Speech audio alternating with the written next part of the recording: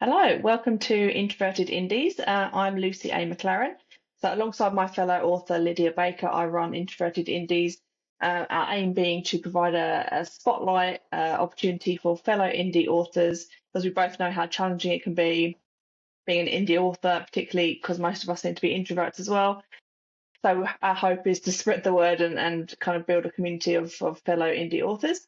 I'm joined today by Anne Fischer. It's lovely to have you, Anne. So I'll very quickly kind of hand over to you to introduce yourself and your works. So, as Lucy said, my name is Anne Fisher. I write what I'm currently focusing on as far as full length novels is a vampire series, which is kind of an odd setup. The first one I wrote, which has been published, is a contemporary urban fantasy. The rest of the books are likely to be historical fantasy. So, my work in progress, which is actually at the editing stages, it's been to beta readers, is set in Regency, England. Ooh, Yeah, and I have one planned that's probably going to be late 1700s. It's a pirate story, and one kind of in my head that will probably take place on the Titanic. oh, cool. So I'm jumping around a lot, so it's probably going to take me a while to bring these out because I have to start over with the history Hmm. every time. But in general, I write um, kind of fantastical creatures, but in mundane settings. Hmm. So I definitely don't do high fantasy. It's what would happen if these creatures actually did exist Hmm. in the world that we live in today. Yeah, because your first book is Immortal Revenge, isn't it? And that's the urban fantasy one. And I know there are vampires. Do you want to tell us a bit more about that? Because you said it's fantastical creatures in mundane settings. So is that set in kind of our society now, our world? It is. It's Yeah. actually set in Philadelphia. Hmm. And it's two vampires who started a feud 400 years ago, Hmm. and they're still at it because one of them just will not let it go. Holding a grudge. Very much holding a grudge. Um, Not necessarily unreasonably holding a grudge. He has a very good reason to be angry, Hmm. but 400 years and he's still obsessed, and the people around him are getting a little bored. Hmm. Uh, and, you know, that level of obsession doesn't do great things for your character. Mm. So the book, I mean, there's a flashback scene at the beginning, but the book kind of starts in modern day Philadelphia, and the two of them are finally kind of forced together by events and Mhm. things that happen in both of their lives, and it leads up to the one character who's just been kind of avoiding this because he's like, yeah, I know why you're pissed, but can we leave, drop it already? uh, It's been 400 years. yeah, it's been 400 years, move on. um, he is finally forced to into a confrontation, and it Hmm. is a battle to the death. Hmm. um, and it's just the manipulations and the machinations of these two characters to Mm. kind of try to come out on top when everybody else around them is getting very tired of this. Hmm. So everybody else around them is like, it's been 400 years. Change the record. Yeah. So that's interesting. So, because it sounds like they're both kind of not necessarily, they've both got their reasons to be pissed at the other, right? And so, who's the main character of those two? There isn't one. Also, There's that it's a dual. Yeah, it goes back and forth between the two, got you. and I am not a fan of the heroic vampire Hmm. type. Um, the vampires, you know, they Yeah. they are predators, and both of them are. So someone who's looking for a happy ending where the good guy and the hero wins, you're Hmm. not going to get this because neither one of them are heroic. Right. Um, they may at times one may be more likable than the other, Hmm. but they are vampires. They are more in a classical sense of, I mean, they're very self-aware, which like the original Dracula wasn't necessarily as much, but Hmm. and they're aware of the morality going on around them, but they have their own society, they have their own set of morals and guidelines, Hmm. and they are not concerned with whether or not that makes humans happy. Right. You know? Yeah. As you imagine, if vampires existed, that would be the case, right? Because it's ultimately, why should they care about us kind of weak mortal humans, right? So it's so kind of what drew you to wanting to write vampire story? Was that something that you always intended on? And No, not at all. I'm actually more of a dragon person. uh-huh. But um I mean, to be honest, I started writing the book in 2009. It was a long time coming because, Hmm. as I mentioned, my life has been a little crazy. Hmm. Um, and at the time, there was another very popular vampire story that had come out. Mm. Um, and I'm watching it going, why would a 70-year-old vampire want to go to high school? Mm. Like, I didn't want to go to high school when I was in high school. Yeah, same. But college wouldn't be so bad. Mm. And the original idea for the story kind of originated with one of the main characters, main vampires, is just taking college classes, and he does this because he's 600 years old and he's a little bit bored, so he goes out and finds something to do with his time. And Yeah. yeah, studying new things Hmm. is a way for him to kind of alleviate the boredom. And then it grew from that and is now that is totally not the central theme of it at all, Hmm. as happens with stories. Yeah, But absolutely. yeah, that was how it got started. Yeah, so kind of a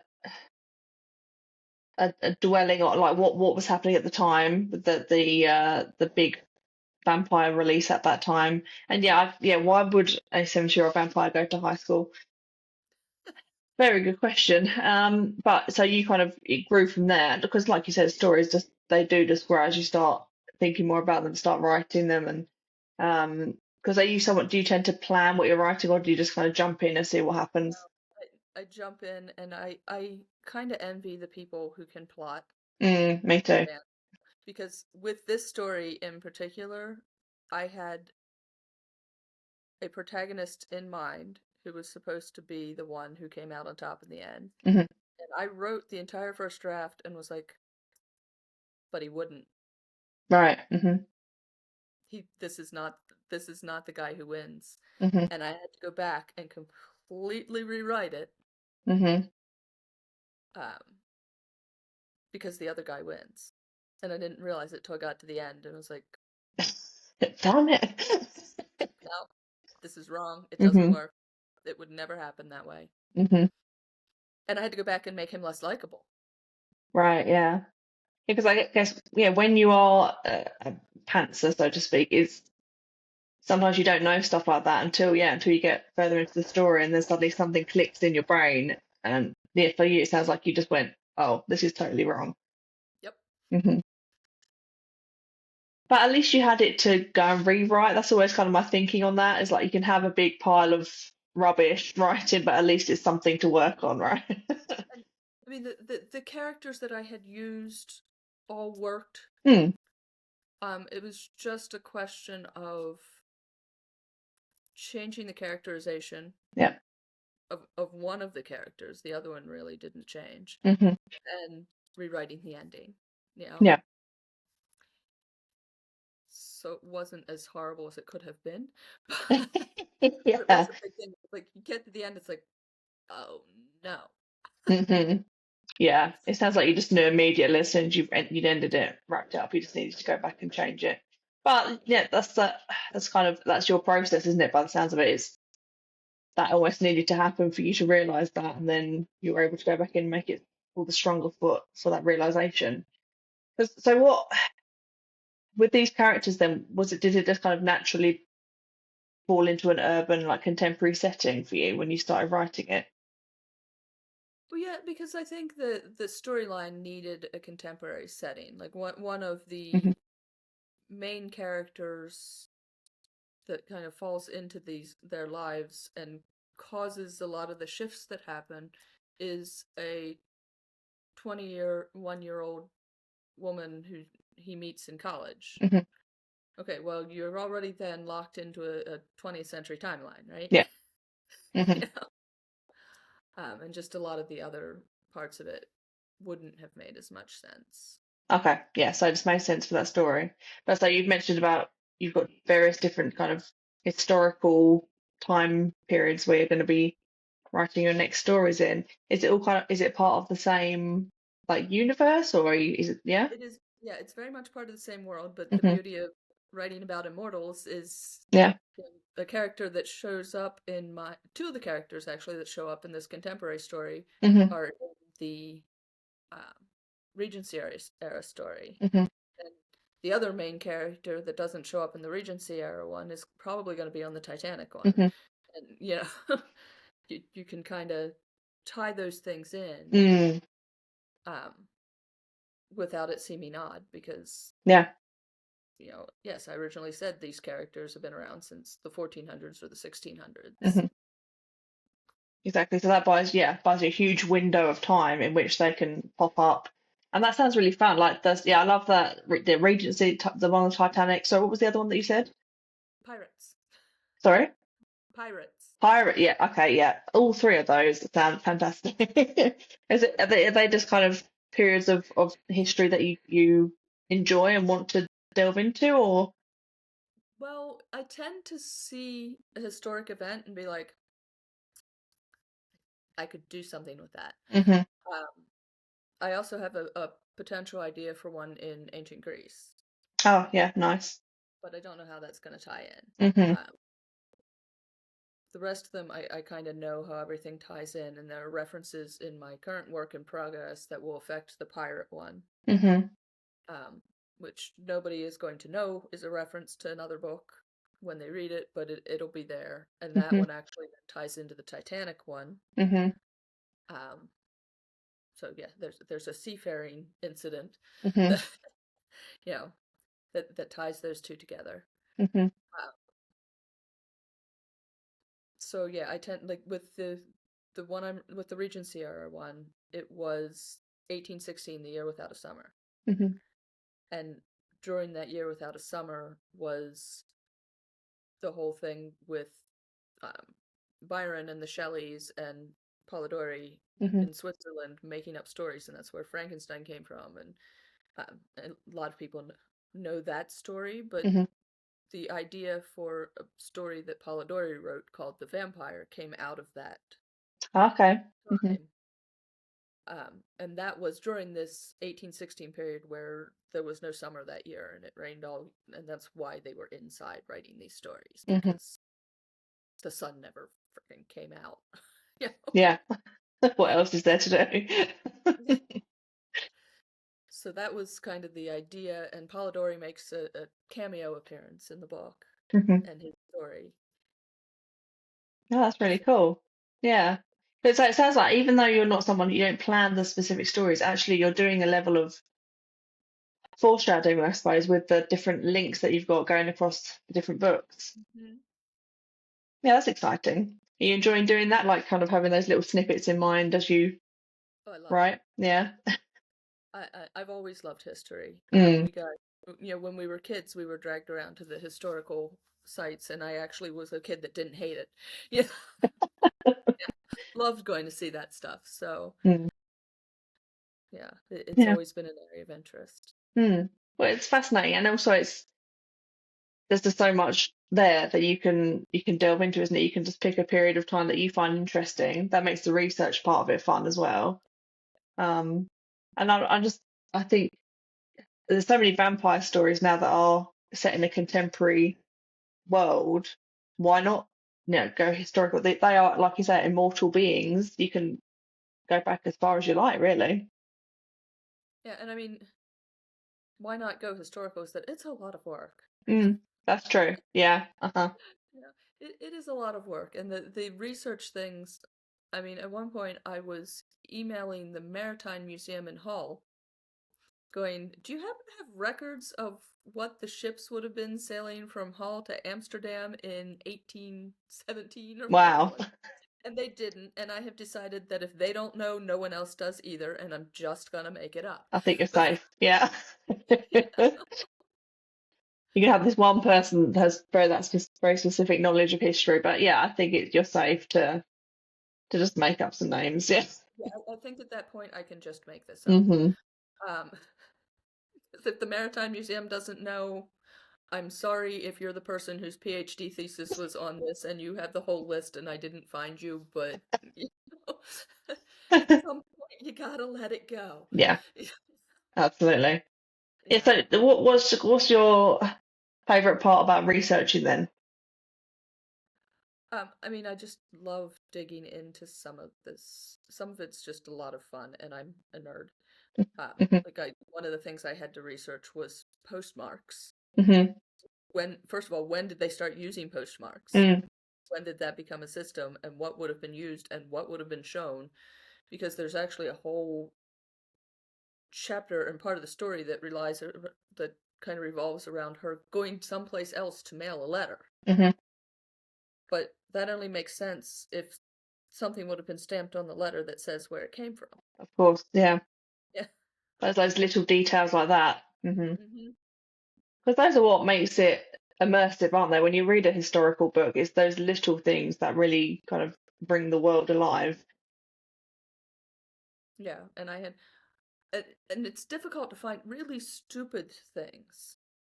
Hmm. Really stupid things that for some reason my Google skills failed. Like I was um St. James Cathedral Hmm. makes an appearance, and I needed to know where you enter Hmm. and how you get up to the Whispering Gallery Hmm. because I've never been. I'm like, this is easy, right? Yeah, must be a map. It took me an hour to find a map. Where's the cathedral? Yeah, that you would think that would be very easily accessible. It took 5 minutes. No, hour to find a map of St. James Cathedral. Hmm. Just so I could describe, two people coming in the door at different times. Hmm. Yeah, that I guess that's where you say, the research part can be very difficult and it's time consuming as well. And that's one where, I mean, unlike the ships from Hull, that's one where millions of people know the answer. Hmm. I don't because I've never been in the cathedral, but Yeah. there are a whole lot of people that are going to call me out on that if I get it wrong. Hmm. That's true. Yeah. Yeah, that's one that you can't get away with. No, can't fudge that one. So you mentioned so you say Immortal Revenge you've been writing since 2009, but did you were you working on stuff before that? Have you always wanted to be a writer? I had never worked on something that I was thinking of publishing. I had always enjoyed writing. Hmm. It's always one of my favorite things in school. Um, but I had never really considered, you know, putting things down in a way that I was going to send it out to be published. Mm. And then I actually had a work friend at the time who had always been a writer, Hmm. yeah, and had always wanted to do this, and she started self-publishing romance novels Hmm. and actually did fantastically well, and is now doing that full time and is very successful at it. Mm. But while she was doing it at around the same time that I started this, it kind of inspired me. It's like, you know what, this is also something I've always enjoyed, so maybe I should take it more seriously. Maybe I should, try to Yeah. write something, try to publish something. And that kind of got me started Hmm. on wanting to publish a book. Yeah. Was she able to give you advice on the self-publishing process? She had a lot of good information on Mm. self-publishing process, and I'm not as in touch with her as I was. I live, you know, several thousand miles away now, Yeah. and you know, we're on different life paths. But Hmm.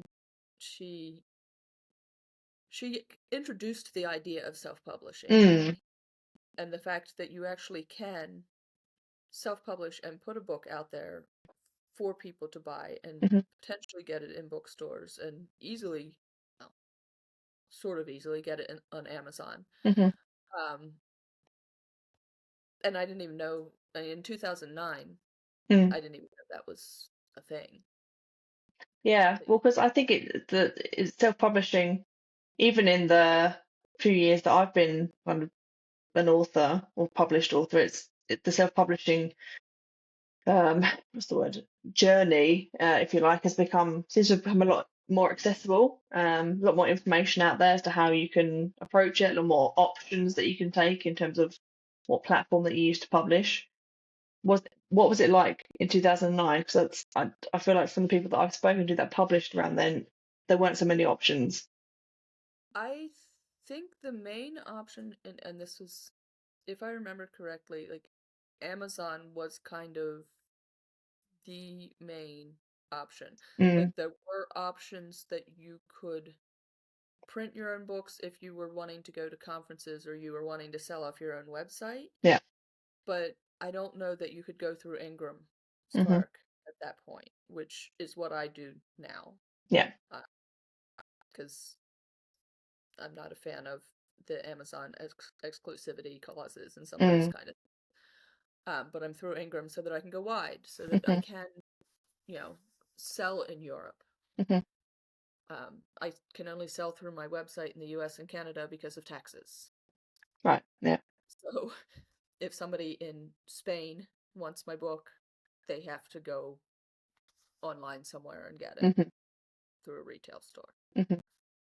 Um, but yeah, at the time, Draft to Digital may have existed, or Smashwords, one of those. Hmm. Both of those, they may have been out there.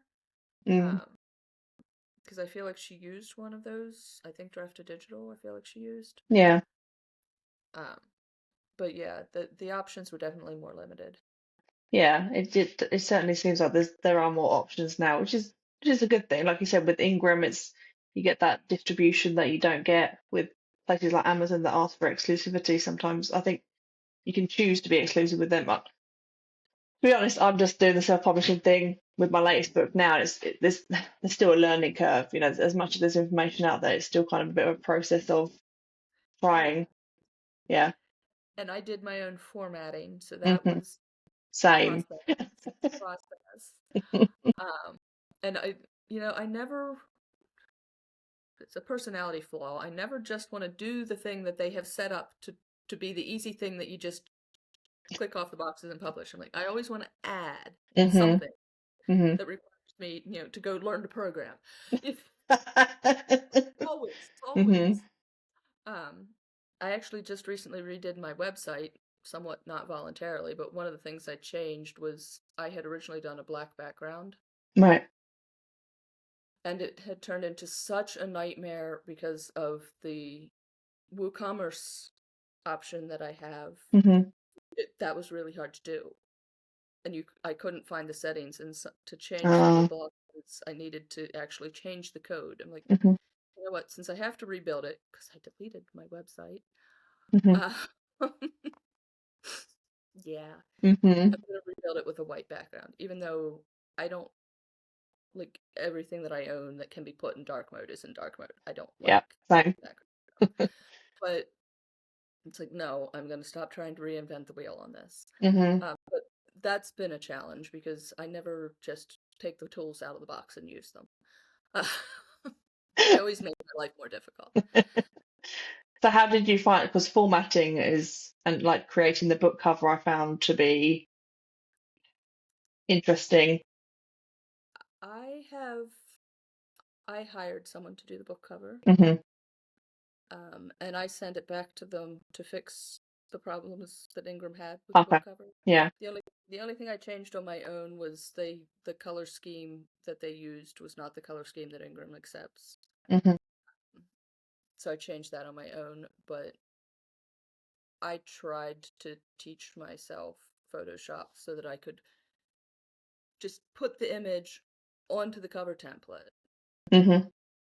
and I couldn't figure it out. um, because I still don't have. This is why I still don't have a hardback, because my cover designer formatted it wrong Ah. and kept formatting it wrong. Hmm. And I actually tried to get somebody else to do it, and they still formatted it wrong. Frustrating. So I need to find a WordPress expert who, Mm.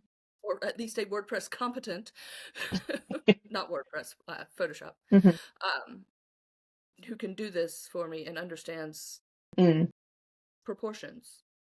Yeah, because that's the thing, isn't it? It has to be so precise in the proportions just to get it all aligned correctly. Yeah, But well, a hardback will be good when you get there. yeah. And the whole problem is the way the template's set up. It's got the spine and then it's got these two little lines, and they want to make those part of the spine, and they're not. Right. The divots. Yes, of course. So you have to center from this center part to the end, Hmm. not from the and for whatever reason, like I've drawn diagrams with arrows and people are not getting it right. Hmm. Oh, hopefully you find someone who can help. Because yeah, that's kind of working on next to try and get the hardback out. Are you going to try and do that before like your next book comes out, or? Um, well, if I have a friend of mine who I want to do the cover design for the new one, and if he's able to do that, Hmm. I may just say, if I give you an extra $20, will you fix this mess?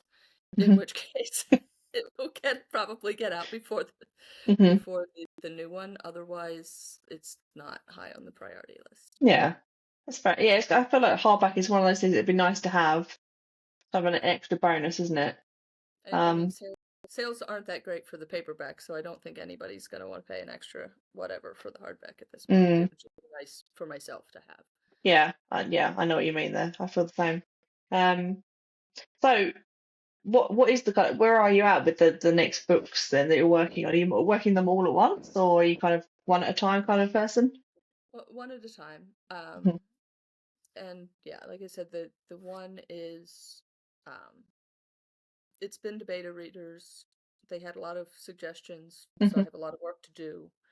I have an editor lined up for early next year Mhm. uh, for line editing and you know copy editing, Mhm. and then we'll see what they have to say.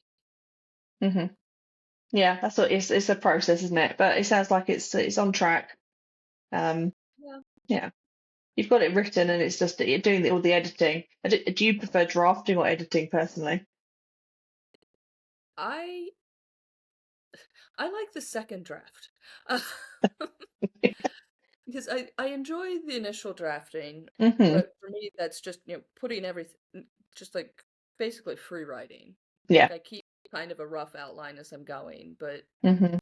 it's just getting the story on the page. And then my second run through, I put all the pieces together and flesh things out and Yeah. make sure the story hangs together. And that for me is actually the more interesting Mm.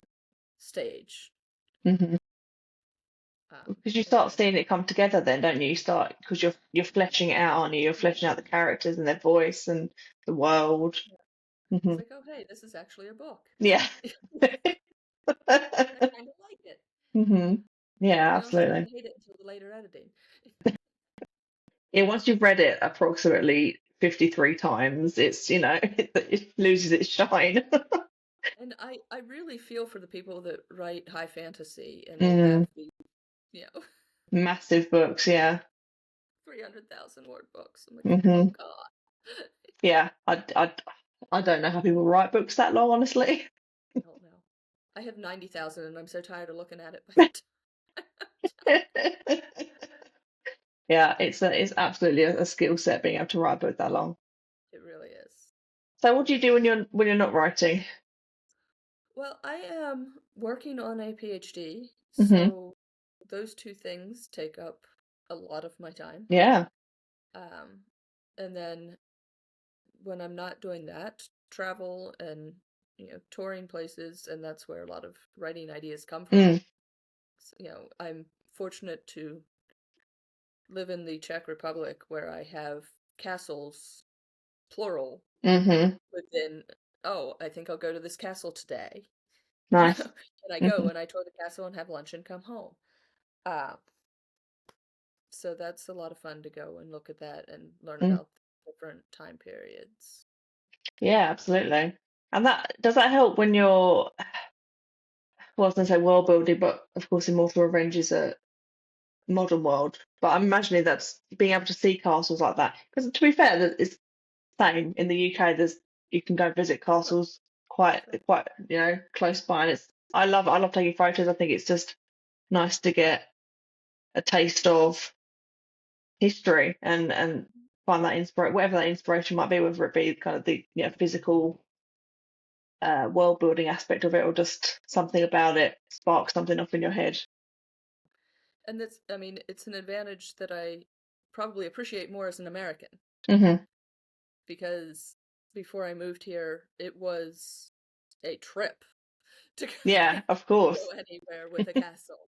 Hmm. Um, so to live now in the Czech Republic, and it's like, oh, well, what era do you want?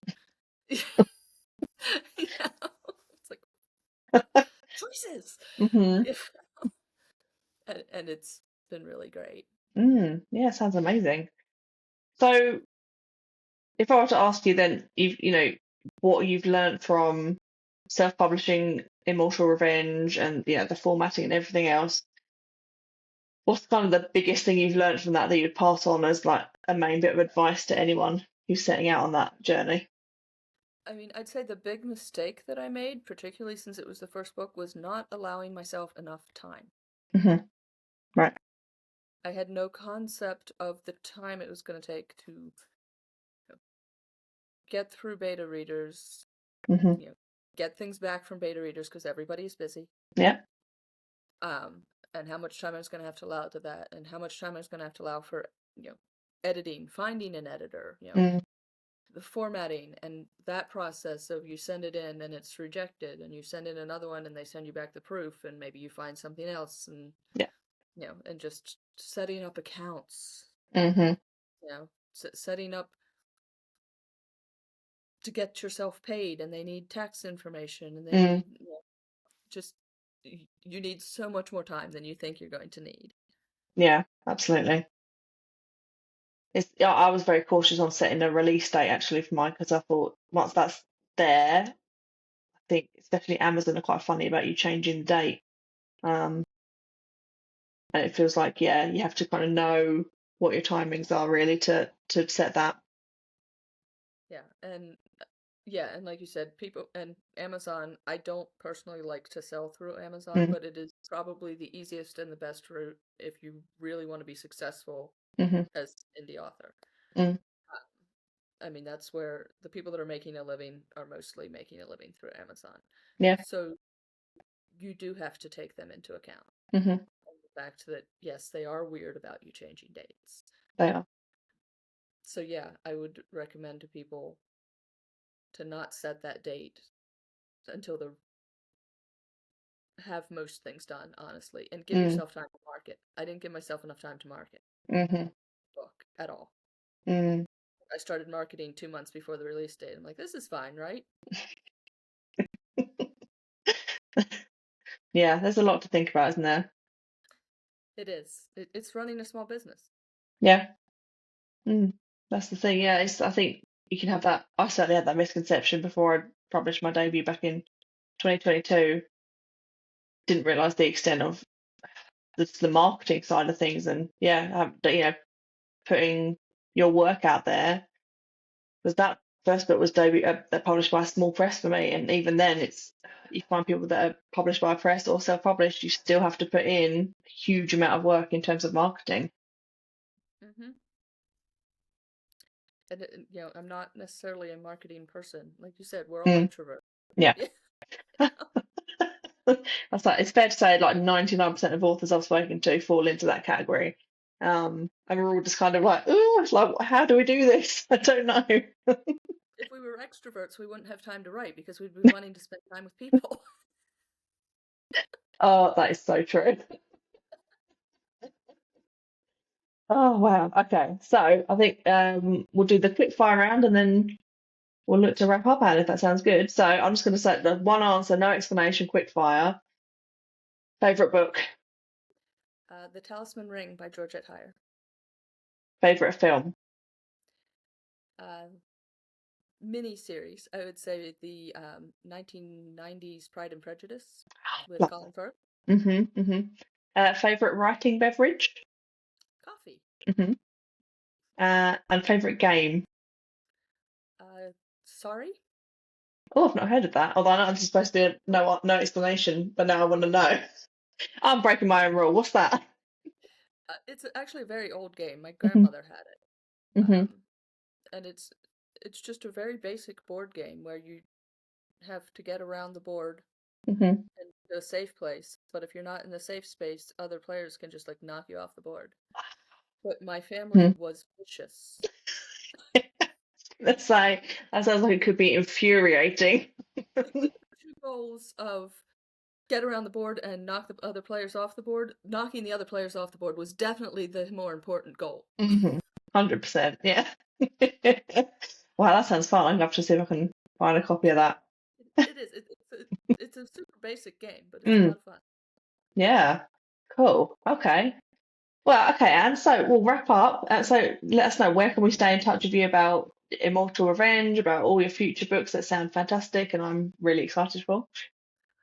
Sure. So, of course, the best way is to sign up for my newsletter, which has, of course, writing updates, and I've actually also started a